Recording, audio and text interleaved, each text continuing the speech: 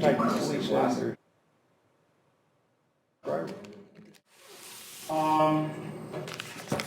speaker today, of course, is Dan Shields, sorry, plural.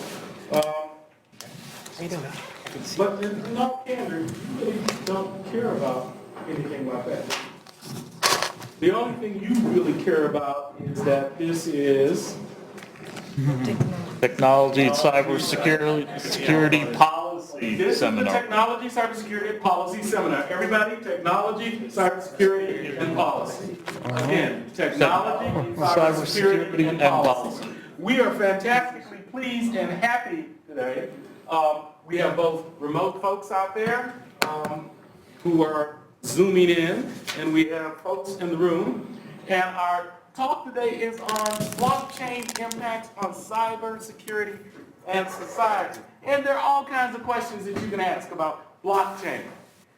We want to understand blockchain, but Dan also said some fantastically provocative things in his statement. He says, and I quote, killer app, promise of disruption to industry. And there are all kinds of questions that can be asked because this is the Technology, Cybersecurity, and Policy Seminar. And so you have license to ask questions, to probe Dan. And oh, by the way, yes, there are snackies over at the end. And so please, Dan Shield, welcome, sir. And thank you very much. Cool. Thank you so much for having me. I'm really excited to be talking to you guys today. Up front, I'll tell you a little bit about myself. Really the things that I'm passionate about are decentralized systems. And right now, the most important things that are happening, I think, are around blockchain and cryptocurrency technologies. So that's really what I focus a lot of my time and energy on, is the community around this stuff in general here in Colorado. And I'd say that specifically cybersecurity is something I'm curious about. I'm definitely more of a hobbyist than anything else. So if I say anything stupid, please forgive me. I'm going to do my best to talk a little bit about some of the exciting things that are going on in the world. So blockchain. Has everybody heard of this stuff? Blockchain? Yes, I think. Some people. Who is not really familiar with blockchain, like they think you could describe it to their grandma kind of level? No? No? Everybody's got it down pat? We can skip right past this. No. Nobody's got it? All right, cool. I'll tell you a little bit about what I see blockchain is, right? It's a linked list database in the most fundamental level, right? So each set of new data that gets logged into this database is linked irrevocably to the last. So technically you're taking a hash of all this data and locking that from the previous data into the next one. So a block that's linked to the last, hence blockchain, right? It's just a database, right? And really the interesting part here is that you can tell immediately if somebody's trying to change this data because it breaks that link and everything up to that point that it was changed, you're able to identify very quickly. So really this is just a pretty simple data structure. It's really well known. Why is everybody so hyped up about this stuff, right? Well, it's more than just that. So we're talking about adding this blockchain database on a network that has a protocol and validation system, right, that makes sure that this data hasn't been corrupted across now many different peers that are sharing the information. So this network of peer nodes must come to consensus, so everyone has the same picture of the same data across the entire network, right? And the real kicker here, the new thing that we'll get into a little bit later, is this game theoretic incentives. Because there might be reasons why somebody who's on this network would want to change the data and try and convince the rest of the network that their version is the correct version. So how do you stop this from happening? In fact, how do you keep this thing from being able to change at all? So really, blockchain is this distributed ledger is what people start talking about. So across many peers, they have a ledger of information, specifically transactional information is what people are mostly excited about. That is immutable, meaning you can't change it once it's there. And there's no single point of failure, meaning that it's pretty robust to attack. And it's not controlled or operated by any single entity on this system. There's no authority here. Everyone's pretty flat across the system. Sounds like pure chaos. Yes, it's beautiful chaos. Yeah, we'll get into it. And at least when we talk about public systems, this is completely transparent. So anybody can view the data, as well as it's permissionless. Anybody can write to this database, which is pretty crazy, right? When, especially when we're thinking about a cybersecurity aspect about an open database that anybody can really then write on. So this is the thing. Like, why people are excited is that once you confirm that this thing is logged in this database, it's absolutely final, right? It's an open database that you can trust without trusting anybody else using it. So that's pretty cool. Like, we haven't seen that available before. This is basically, there's no firewalls, right? There's no administrators, and this database still chugs on, and nobody can change it, right? At least that's the cool part about what we can do. So we've got this. What do we do with this ledger, right, that we can't change? Why don't we put some transactions on it, specifically monetary transactions, right? So this is what people are excited about. It's storing financial transactions in really the unique properties that cryptocurrencies have. Is generally speaking, they're self-sovereign, meaning that I own them. The individual owns the access to their money, as opposed to having to rely on a third party out in the world, like a bank, right, for instance, to hold and monitor a ledger for you, right? So it's also backed by public key cryptography. And everybody in here is sort of kind of familiar with that, right? Yeah. This is really cool, and we'll get more into why this is such an important aspect to it. But it's used to access your funds, to sign transactions and things like this. It's P2P in the sense that, again, we don't have any third-party intermediary. If I want to send you some funds, I got to broadcast out to the network to let them know that I want to send them to you. But the network, as long as I'm willing to pay, will definitely pick that up. So it becomes uncensorable. If you have the funds and somebody's willing to process the transaction for you and put it in a block, you can't stop it. Nobody can stop it. So that's pretty cool. And again, a lot of these caveats from this last slide and into this slide, they're really optional on a private network. We can talk about the difference between public and private blockchains, so we can get there. So if you really want to get an in-depth, super great overview, I'll give you some homework. These slides I'll give to you afterwards. This about 20-minute video goes into in-depth as to like some of the structure and the game theory behind how Bitcoin works in particular. So it's really cool. And three brown, one blue. You guys ever heard of this? Yeah. Super good videos in general. So check that out. So blockchain, what do we got? We got cryptocurrencies are cool, yeah, but you can store anything on a blockchain.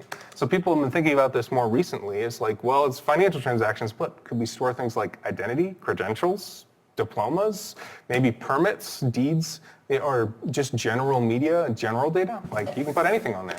Well, what if we store some code, right? And specifically, if we put that code on this public network of peers on a computer network, well, couldn't we have it run it too and validate all this stuff? Yeah, so we arrive at smart contracts, right? So smart contracts, what are these guys? Pre-programmed terms and conditions, and they may include something like storage or transfer an asset within it. You can think of it like programmable money is the term you'll be like thrown around. So this is a pretty novel aspect. We can define how the money gets sent under very specific terms, right? And this decentralized network will validate that whatever you're trying to process is correct and valid across, for instance, nobody's trying to cheat the system. Nobody's able to get money out of thin air, print money, for instance, right? It's then also immutable and completely transparent. So if I put a contract in the sense of literally a contract onto this database, I can have it execute as we've deemed fit, right? And nobody can change it once it's published. So it's a way to make sure that nobody's fudging the books and backing out on their words. It also can be then, so it's absolutely final on issuance. And once we put this into motion, once we lock into this contract, then we can't stop it from being executed. So that's a pretty novel aspect of it. So what can smart contracts do? Well, you'll hear a lot of people talk about a whole just like plethora of different applications. So a little bit more homework if you're interested. There's references on this slide. But most importantly, I think to the context of which we are in TCP, digital identity is really interesting. Assets in general. And then thinking about like moving patents and ownership of things on a blockchain now is really, really quite interesting. So here's kind of an industry snapshot. This is from a Stanford, I believe 2019 study, looking at generally a survey of who's using what blockchain for what application. So by and large, what you can see is that records and verification in general are super big here. And then really platforms for payments and money are really the next big aspect. So the cryptocurrency space. And a lot of the blockchain innovations, as you'll see, are happening and being developed on top of Ethereum, which is just circumstantial to what basically all of the developers want to be at right now. So we'll get into more of that, right? And specific to the Ethereum space, you'll see this thrown around a lot, but also in cryptocurrency blockchains is a DApp, a decentralized application. So what is this? A decentralized application. Did my computer freeze? Uh-oh. So a decentralized application here is specifically now something that'll run a traditional web app is what people are developing. And then from this web app, you'll be able to integrate smart contract applications. So you can do things like payments through a single web browser here. Let me see if I can restart this for you. One sec, guys.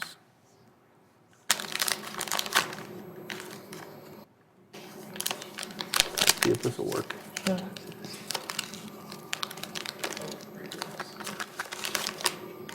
Sorry. Any questions while I'm moving through these? No? All right, let's keep going. All right. So it interacts with one or more of these blockchain networks. It's generally user-facing, uses contracts. A bunch of examples here. The reason I bring it up specifically in this context is there's a lot of them being developed, right? And on the Ethereum space, you'll see is like we got, at least according to this study in 2019, is on approaching like 25 to 3,000 different independent apps that are being developed. And that's just Ethereum. There's others that are being developed on these public cryptocurrency networks, which are pretty exciting. The thing that is critical to take away is that it really is an explosion of interest around this, and it's fueling a lot of really interesting stuff. So why did dApps relate to TCP in general then? In my mind, there's really two aspects. How do they interact with technology and cybersecurity? Well, because of all of this, really, it's like money and energy that's being put into these dApps. There's an explosion in cryptography, specifically research. And in general, academic research is really starting to tick up. At least that's what I hear and I see in the paper's numbers statistically. And then applied cryptography, this is like the bastion, finally. There's a reason why everybody needs to use, for instance, private keys in an effective manner. So that's really exciting. Simple and robust user key management, like there's a honeypot now. If you can do this good, if you can do it well, you can make cryptocurrency work really, really efficiently. So a wallet now is effectively becoming a key management system that's super intuitive for users. And that's epic. Finally, we can move away from username and passwords to a much better system. And it can be absolutely self-sovereign, which is awesome in the sense that right now we can see systems, for instance, OAuth. Is everyone familiar with OAuth? No? So OAuth, you'll see is like automatic sign-in through Google or Facebook or whatever it is. It's a linked account that you can then use to authenticate yourself to another service. So here is based on key management, so you won't need a password except for that service. But here you're going out to Google or Facebook servers and saying, please tell this other server that I am who I say I am. Whereas with a good key management system that I own, I can do that myself, right? But this gets related, right, is this, and we'll get into private key infrastructure and how that would work. Once the user is in charge of this, how do I trust that the user's keys are valid? But another thing I'd like to talk on is that you'll see people talking about this trust machine is a term people throw around. This is really a new paradigm, right? As we talked about before, this isn't a firewall-based system or an authoritative system, right? There is no manager that runs these blockchains.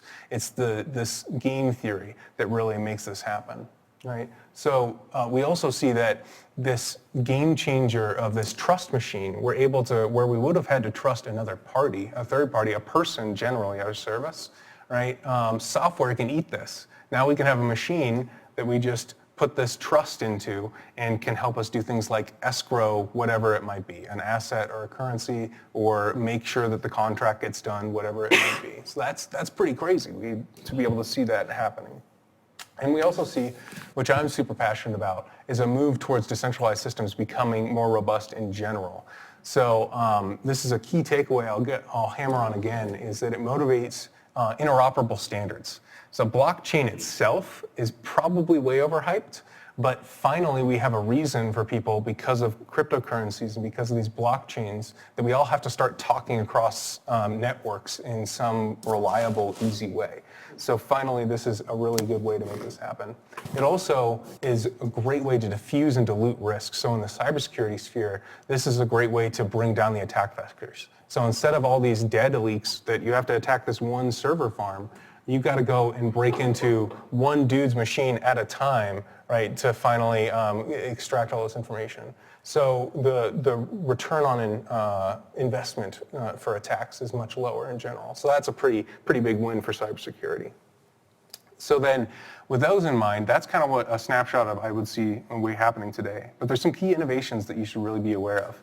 Privacy and security is coming around. So one thing we've glazed over. Public systems right now, like Bitcoin and Ethereum that you'll hear about, are 100% transparent, so that everything is logged. There's absolutely zero privacy. It's pseudonymous in the sense that I have an account that's just a random number, right, as opposed to my name. But if I can link those somewhere, for instance, you'll see on cryptocurrency exchanges that you have to very expressly reveal everything about yourself to operate on one of these.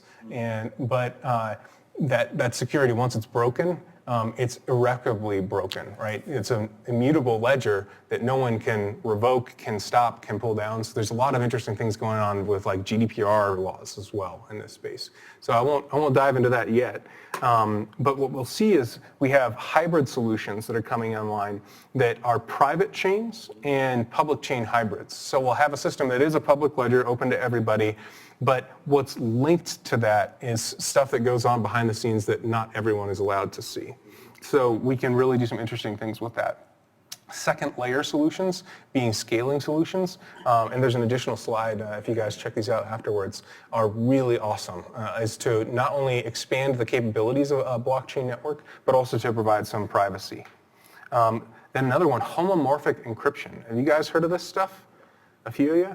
Yeah. This is really exciting, and it's a little bit above my head, but the layman's version of what this is effectively I can ask you as a computer somewhere out in the world to do an operation for me and return a result without having any idea what you ran or what you returned to me, which is pretty nuts. So you can have things like encrypted computing going on out in the cloud. So you can pretty provably put out this task to run, for instance, on like AWS without AWS having any access to understand what's even going on their server at all. As opposed to today, where they very easily can identify and fingerprint, this is exactly, it's an Ethereum node, right, that's running on our server.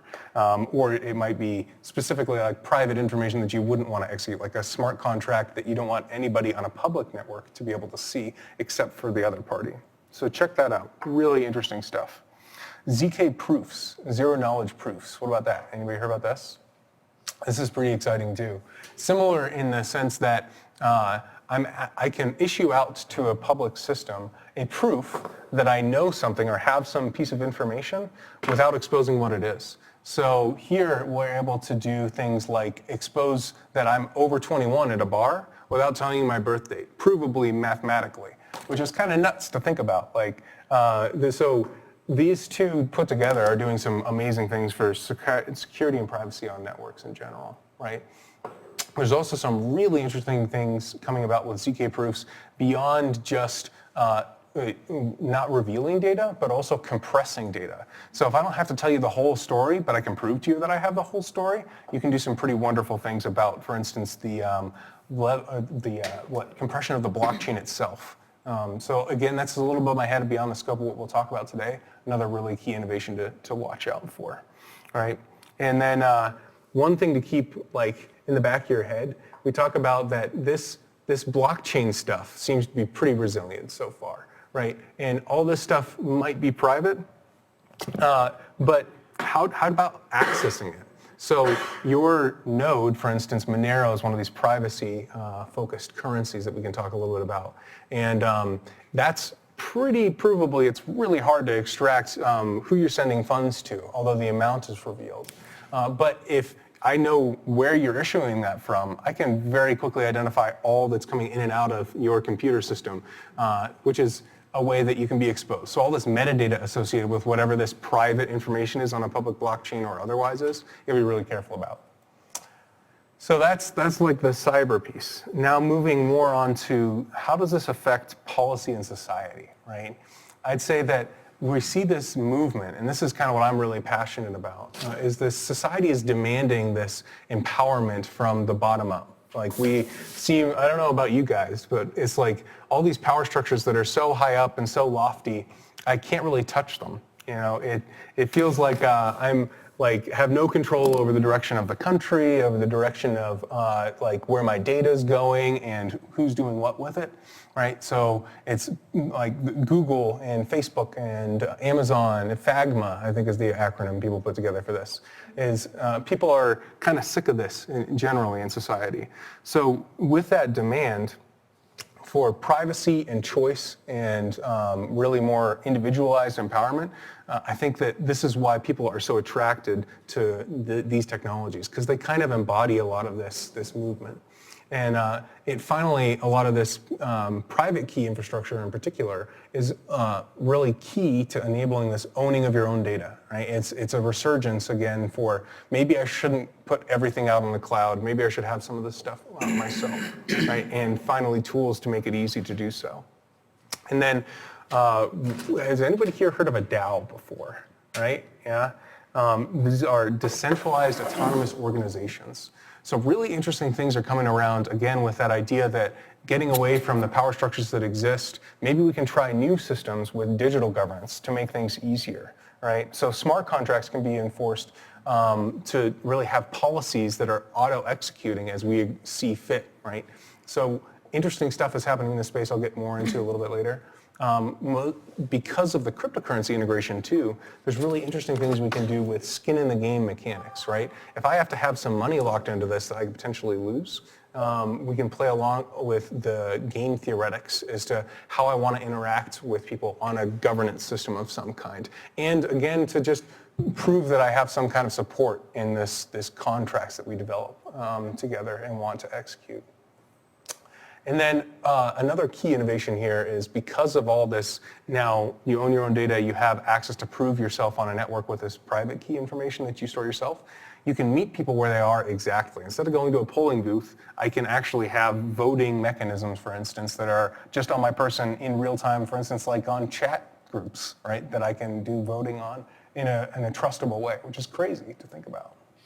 So another key innovation here, I think, is censorship resistance, right? We talked about this is a way to stop anyone from censoring your financial transactions, but with a little bit of pay to play, you can put any kind of data you want on these systems, right? So for instance, I know there's people who have put like illicit material or things that otherwise would have been stomped by tyrannical governments on like the Bitcoin blockchain, right? So it's pretty cool. As a mechanism, it's a viral way to distribute information quickly, and really now you can't take it down, right? It's impossible to take down if you know where to look for it. And then transparency. This is another radical movement in society, I think, that we're seeing, is this call to, I would like for those powers that be to check them, to audit them, right? So this is a way in which we insist as a society that they do these transactions in a way that we can audit openly, right? And then another really key innovation that we'll peek a little bit more at is oracle systems. And oracles being a way that we can verify that any information that's being locked into a ledger is actually trustable. Like I can trust the ledger itself is totally good, right, with these new technological innovations.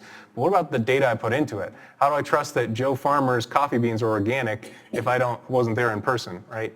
So with these oracle systems, there might be a way, but they're not robust yet. So be real careful about that. But, and as I mentioned, I guess, this governmental data can be publicly verifiable and accessible. So a key here is that because all of these interoperable standards are emerging as well, one of the biggest factors for government data and access to it is simply being able to get it, to retrieve it, and do something with it. APIs are a mess everywhere for people to be able to access this stuff. This is finally a way that maybe we can make it pretty uniform and easy to access, right? And then blockchain really now is this call to action, right? And this is the thing I'm most passionate about is there are so many people who are like really interested and brought together by this stuff. Like I run a bunch of meetups. That's most of what I spend my time on. And people who come to these Denver blockchain meetups in general are from like finance background, from deep cybersecurity backgrounds, from people who are in there because they want like anarchy in the world, people who are there because they're like super high level finance guys, economists. It's like, it's this beautiful plethora of very different people, all in the same room, all excited about the same thing. And because that, even if this technology blows up, I'm confident that we're doing something good together. Because the key aspect, I think, is this society we want to make better and grow better in some way together. So blockchain is this call to action. It's pretty amazing, right? It opens up these conversations that otherwise just wouldn't happen between these people, you know? And then really, we mentioned this before, this DAOs and governance, right? It's pretty amazing stuff. So in terms of society now, what are the key things you'd be watching out for? These oracle systems, right? So is this data true or not? And how do I actually input this data into this ledger now in a provable way? Interesting stuff is happening in IoT specifically. If I have plenty of different validators who can cross-correlate this information. So check out what that's going on. And here's a primer in the slides afterwards if you're interested in that side. DAOs are really cool. With this code is law, you'll see, and groupthink, really now we can collectively come together on action and feed back into these oracle systems collectively. And one of the things I'm most excited about is these DAOs can be decentralized maybe across different geographical regions, but they can also be super hyper-local. So coming from very high, very lofty governmental systems, we can bring that down and fractionalize it much more with these. It empowers us to have a much closer to home governance system, I think, that we haven't been able to get before. And some interesting days are going on behind the scenes in playing with different versions of capitalism and democracy itself. Has anybody heard of radical markets here before? No? Maybe? Yes? One in the audience. Check this out. Economist Book of the Year in 2018.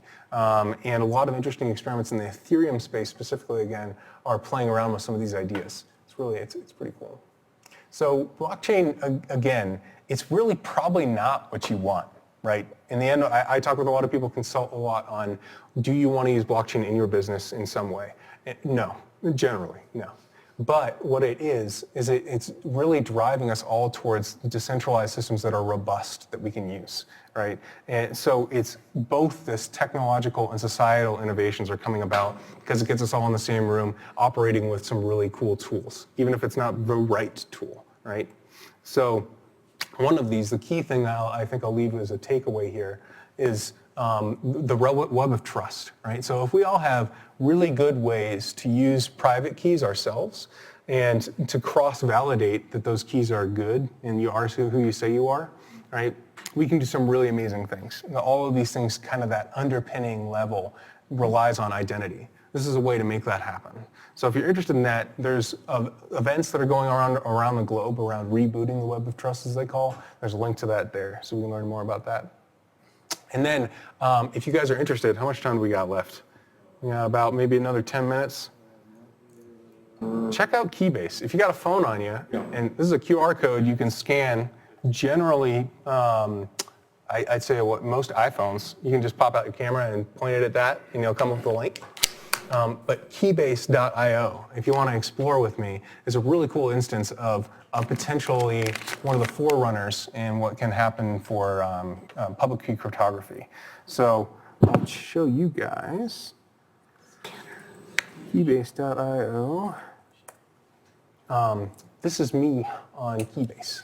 So this is where I always point people to. It's like, where do you want to contact me? This is the place. Why do I want to point you here is because of what you can see about this profile, right? Keybase is now this cross-correlated link of signed keys and cryptographic proofs. For instance, you can find out that I'm Nukeman Dan on Twitter as well, right? Because I have this cryptographically signed proof that Keybase actually goes and verifies in real time in the app that they have to check that that signature exists out in the wild. So, yeah. Can you show that QR code again? Yes, I can.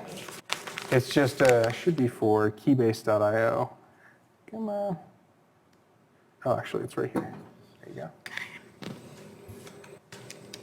So here, I can cross-correlate a whole bunch of proofs for myself that I own all these accounts. And anybody can go out and verify that, yes, cryptographically, that was issued from this account, is linked to this account, which is pretty cool. And then further than that, we'll see one of the key aspects here is other people have actually verified this. So I'm following a bunch of people are following me. I think that's the wrong term for Keybase, but you actually sign a message that looks at all of their keys, these proofs on their profile, and issues it out to the network, rebroadcasts that you're cross-validating it. So this web of trust idea really stems from this, is that we can have these interlinked, basically verifications of different proofs that you are who you say you are. So Keybase is really cool for that and for chat. So really, we'll get to it, but that's the home base for a lot of where the community is going. But you guys, who's a student here, right? We got plenty of students. This is a really cool time to be a student. I mean, it's always a cool time, but this technology in particular is really cool. Blockchains themselves really need help. There's core development that needs to go on from a technical level, and talking about cryptography innovations, this is like really cool stuff, you know. There's great ideas that really have minimal competition. Almost everything is like pre-alpha right now, or like maybe beta phase, or trying to be like actually operational. But even things like Ethereum itself is actively moving to the next phase, like itself is beta software. So even though it's big right now, we're just getting started here. And that we talk a lot about like this private key infrastructure, it still needs so much help, you guys. Like in terms of the usability for user interface and user experience, UI, UX. So if you're into making stuff easy for people to use, please help us. It's a good time to be here.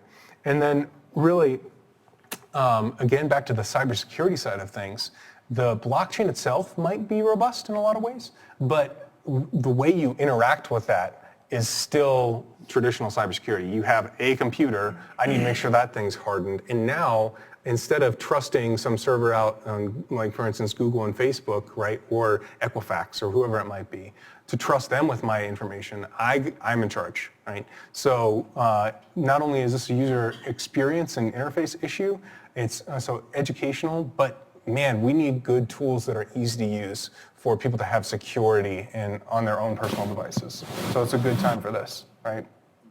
And there's some pretty great examples of people losing, I think the DAO hack, we talked about DAOs, the original DAO, lost about $250 million of assets at the time because of a bug. So go check that out, right? And so your node's infrastructure is very important.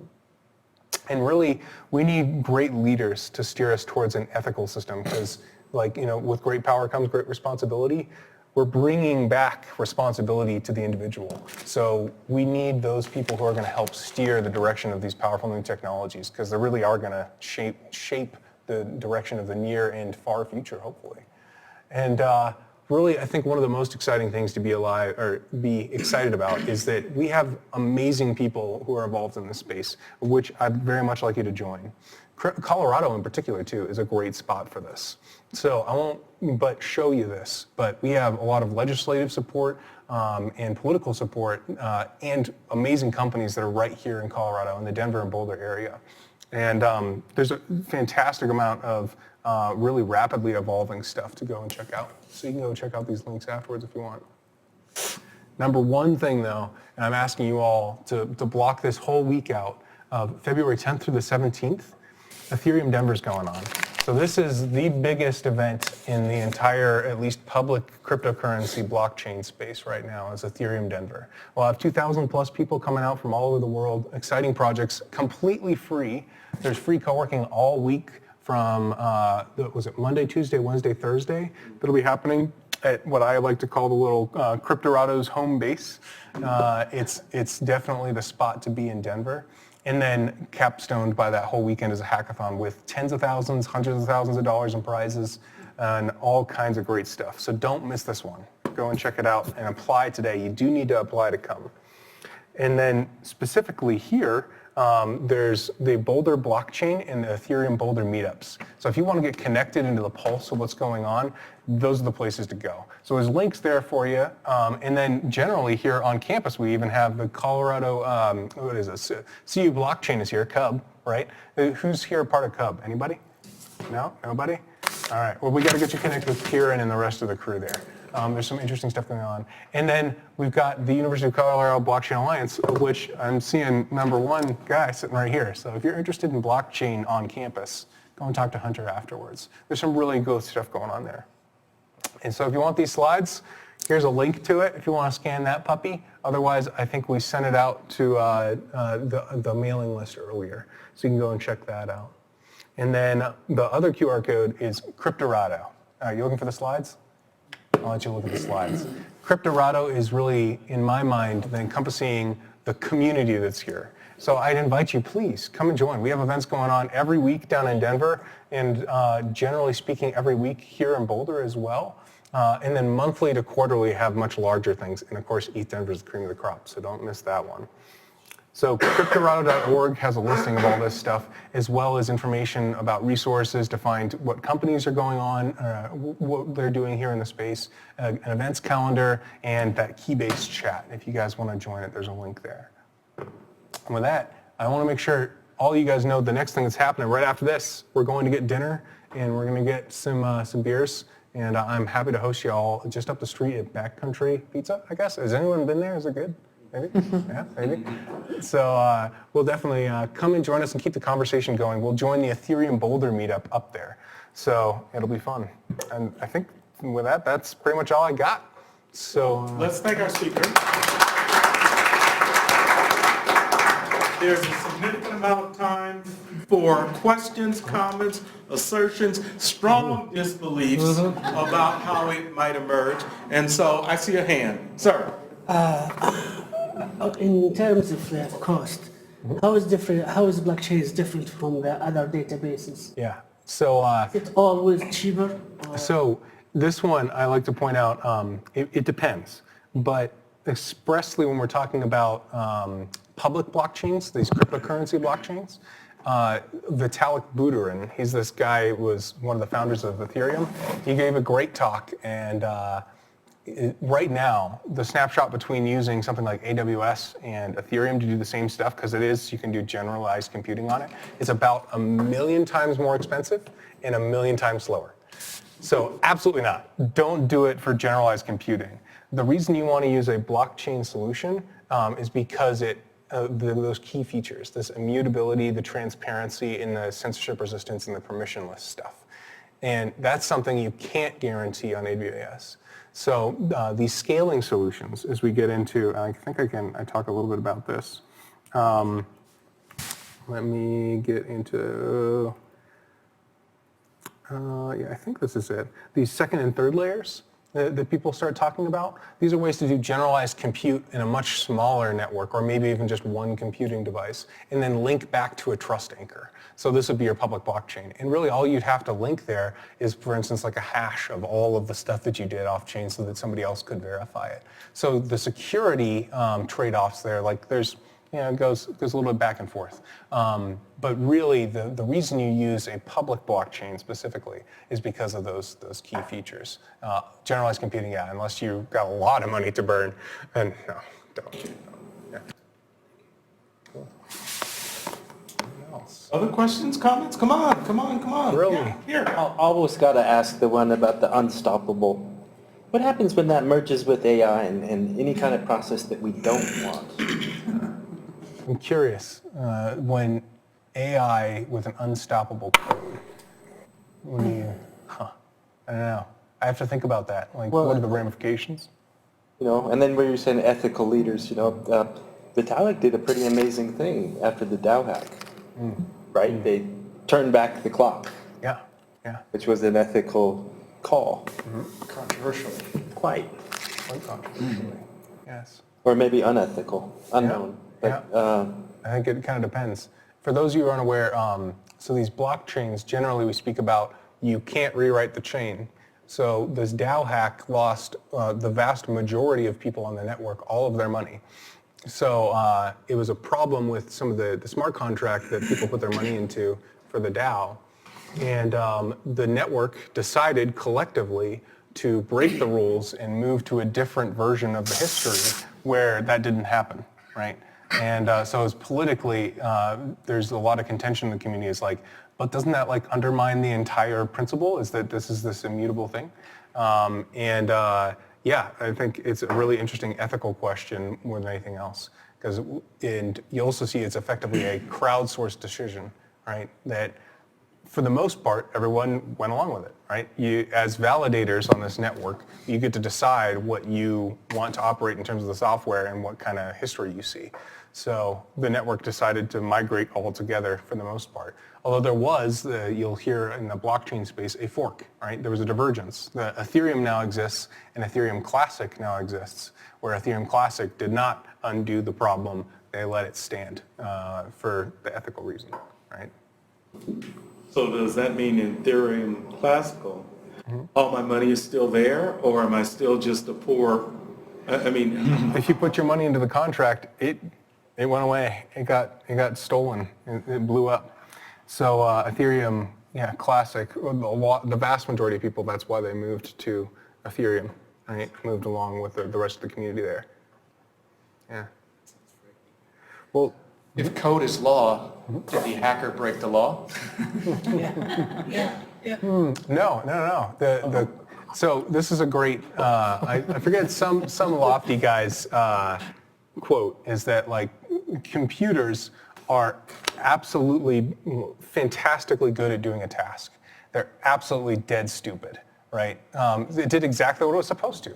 The contract was written incorrectly from what we wanted it to be, so someone exploited that to do things that it wasn't supposed to do.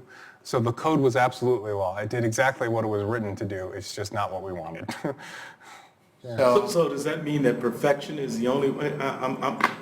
Say more. This is becoming confusing. Yeah.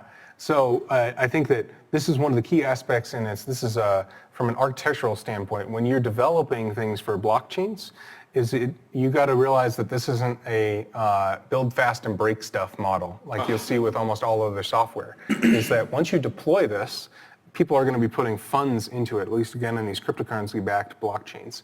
And so there's real money in the game very, very rapidly. So you want to, in fact, one of my favorite people in the space, his name's James Young, has developed a lot of really interesting technologies here, and he spoke, I can point you to his talk, I think last year about this, and said he spent probably 2 weeks like sweating and not being able to sleep, thinking about deploying a contract that was 100 lines long of code, right? Because he knew that millions of dollars are going to be put into this very rapidly. So realizing that, a missed comma or something could potentially be traumatic. Yeah. So this is why people are thinking about these scaling solutions as well, is smaller networks that are much easier to backtrack and to do different things on. But yeah, so I think I'll leave it at that. Any other questions? One more here. You mentioned oracles. How do you see that evolving? Because if we're talking about smart contracts, at the end of the day, you have human actors deciding if that event happened or not for the smart contract to be executed. That kind of makes the idea of a smart contract useless. How do you see oracles developing in the future, and what has been done? So Oracle systems today, one of the biggest names in the space is ChainSafe. And there's also a consortium of people, the ADO, and I forget what that stands for, that are looking at these. So it's basically systems designed to cross-correlate and validate that there is off-chain data that makes it on that you should trust in some way. So in that sense, the oracles are just arbiters of information that isn't natively on the system itself. So like cryptocurrencies are basically the only thing that I don't need an oracle for, right? Because We issue them to begin with, and we know exactly from there we can track them all the way, right? But anything that you want to inject on top of that, absolutely, like, you don't know. So outside information in general. So you have to trust these third-party companies doing the... Right. So there is some trust. It's trying to make it as trustless as possible to diffuse the problems of a single entity having to trust them. At least I have to get many parties all collectively working against the truth to put something on there, right? So it's, again, a game theoretic incentive as well. Like we see on these blockchain networks, this 51% attack, right? You'll see a lot of these oracles have the same kind of architectural problem, is if you can overwhelm the people who are trying to tell you the truth with a lie, right? That is the truth, because the majority rules here in these systems. Typically, that's how these things are orchestrated, yeah. So if you're curious, though, they're going to be giving a large seminar at Biddle Week, this ADO group, so Chainlink and a whole bunch of other... At Denver, ETH? Yeah, ETH Denver. Yeah, so during Biddle Week, as we call it, just beforehand, we'll have a whole bunch of talks around that. So yeah. And then here's another one, since we have a little bit of time, I can point at, is it's really not just blockchains. First of all, it's not the blockchain, right? We actually have many different blockchains. So if you guys are curious, I talk a lot about Ethereum, but there's plenty more, right, to go and check out. And then specifically, it's not just the blockchain. There's blockchain derivatives and inspired things. Blockchain is a very linear system, right? It's one after the other linked in a row. Whereas we talk about directed acyclic graphs, meaning acyclic meaning you can't backtrack, right? They all got to go towards the same thing. But this can enable asynchronous operations on a network that's disconnected and then eventually converges towards a totally connected network and consensus across it. And it's trusted. Yeah, and it can be trusted. So there's 3 big players right now that people are talking about, but there's plenty more coming along. So in the end, blockchain might not be the solution. It might be these guys for a lot of different things for a lot of reasons. But these are super hypothetical in a lot of ways and really aren't battle tested yet. So we'll see. And give you a sense of some of the scaling solutions that are going on. You can check these out on the slides afterwards. There's a whole plethora of different things that are coming online that way. Cool. And then the last thing I do a shout out for is, like I say, it's not just blockchains, it's not just these decentralized storage networks, it's decentralized file systems. So I've got a big place in my heart for IPFS. There's some really interesting stuff going on along the lines of not just data on the system, how do we interoperate with data across a network? It might not be the same security benefits as like a cryptocurrency, blockchain, same immutability stuff that we can guarantee, but we can have now a simple, robust way to have a distributed network of people storing the same kind of information and sharing it all as they see ad hoc. So if you guys are interested in this, there's another great set of things that are going on at the Distributed Networks Summit, which will be happening Thursday before ETH Denver. And so I'd invite you to that if you're curious at all about abstractions beyond blockchain. This is some really cool stuff. So That's all day event? Yep, all day. So let me ask a funny question. I am a young student, relatively speaking, and I'm trying to decide, do I do math, do I do computing, do I do electrical engineering? I like sort of this idea. How do I jump into this? Where do I go? I mean, do I become a computer scientist? Do I become a mathematician? Do I go to the business school? Give me some career pointers, please, sir. Come to Cryptorado. Come to these meetups because, like I say, it's a big mixing pot of so many different people from so many different backgrounds. The answer would be whatever you're most passionate about, because there's a real need for anybody, for technologists and for non-technologists, for people who are creative and creatives and just design thinkers, whatever it might be. Like, there's a lot of ways to approach this. So specific to this group, I think that it's pretty heavy on the cybersecurity side. So more technical savvy might point you down the ways of learning about the blockchains themselves, and then these these DAGs as well. Maybe you're curious about the cryptography that links it all together, or the robustness of how these decentralized networks are actually going to protect the individual from attack. Right? That might be something. But I tell you, I'm not a pro, but I know a lot of pros in the community. So again, this is a good place to come to learn.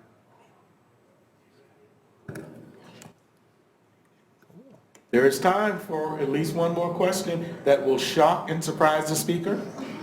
There's a hand. Yes, sir? So how do you see the space dealing with the potential for blockchain to both help people in countries where they maybe have limited freedom, but also simultaneously being used to repress people in those countries or to support the regimes in those countries? Yeah. So I'd say that this censorship resistance is really interesting facet of this, but it requires a couple of things. Okay. At least enough technical savvy to be able to understand how to use these tools, because the user interface and experience for this stuff is still pretty poor. So you have to learn, you got to put some due diligence into doing that, and you got to do it safely, right? And that can be hard.